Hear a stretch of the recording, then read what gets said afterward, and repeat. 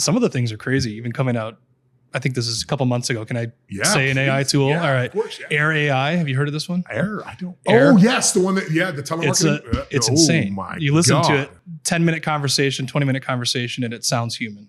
It does sound human. It's crazy. Yeah. I mean, there's a lot of cool stuff that's out there. And I think anytime you see these new innovative products, and let's just be honest, when it comes to product development, it's usually not the first guy that figures it out that makes $1 billion. It's the second or third guy that makes the real money. So it's like you see something like Air and you go, this is incredible. And you might want to look at integrating that into your business. Very true.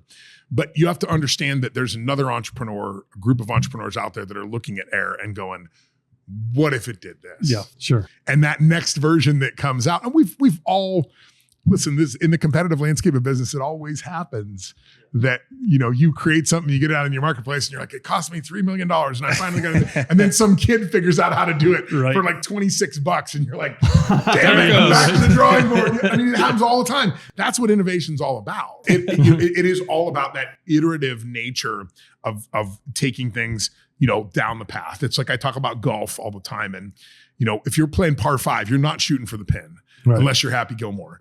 Right, you're setting it up the shots, and that's what I think AI is in right now. Is we're getting the ball down on the fairway, and we're now starting to see what our approach is, and some stuff's rolling into the sand, and some stuff's out there in the green, and it's a little bit. There's some work to be done, I think, but to your point, there is also a lot of work to be done right now to get ready for what is coming, right? Absolutely. Because if you're not doing it, you are behind the 8 ball. Yeah, if you're not looking at it now, if you're not looking at what tools are out there, how can they help your business? How can they hurt your business? You're behind.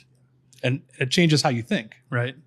Like you go back to the first, .com boom, search engine optimization, new thing, new career path for people.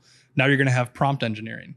So whoever's best at coaching these AI models is going to do great. And then you've got, not to give too much of a shameless plug to my friend Masood, but here's a great plug for you, Masood. I had him on the show here recently, and they've created this thing called the object messaging model, and they've wrote some documents on it. And now they're getting out and talking about this, where they're taking language models and allowing every piece of data in an organization to have access to a language model so that they could look at their P&L and they could say, oh, what does this mean?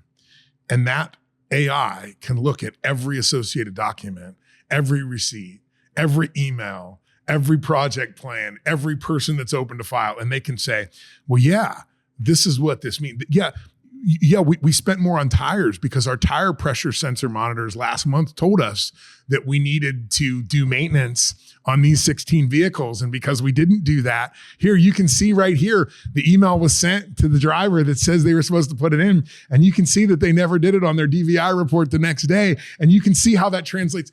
That's where we're going, right? Yeah. To give all data language. And I see a future where if we're in a boardroom, there's a I don't want to say the Alexa word because she'll hear me.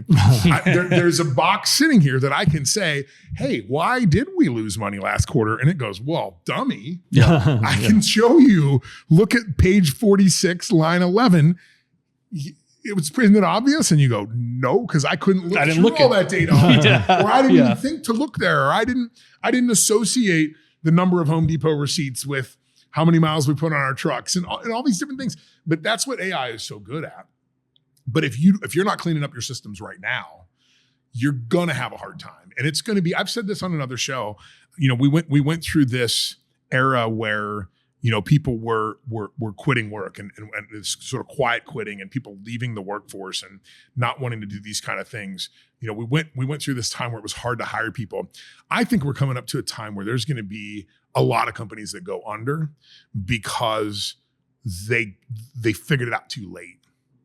They figured out automation too late. They were still too manual in their processes, and a competitor comes out that's 100 or 1,000 times more efficient, and they can process applications in a fraction of a second. And you're a mortgage guy going, well, it's going to take me about 2 weeks. And somebody's Yeah. going, but I can go online and do it in like 15 seconds. Or I don't even need to do it. I just press a button and it goes to my bank account. Or if you're And it doing the looks same at it. thing with 800 people that they're doing with 1,000 people. So. Yeah. I mean, Instagram is a great example of that. People forget Kodak was one of the biggest companies in the world.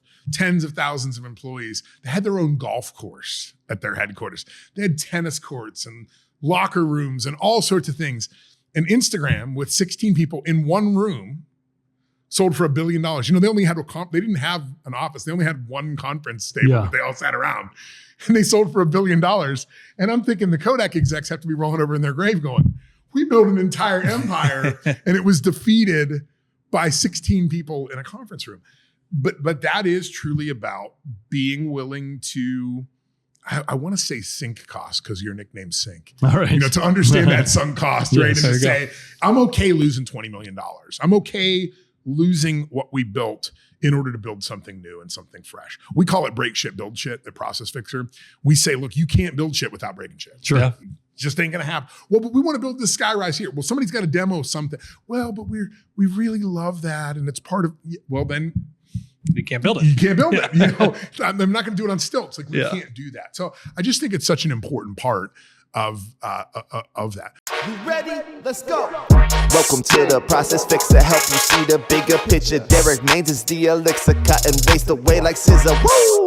Got a problem, he can solve it. He's an expert with the process. So for sure you'll see a profit. Bottom line profit. Analyze the work your people doing every day. Expose the inefficiencies getting in the way. Advise you how to automate, outsource, abbreviate, eliminate, innovate. Now there's more food up on your dinner plate.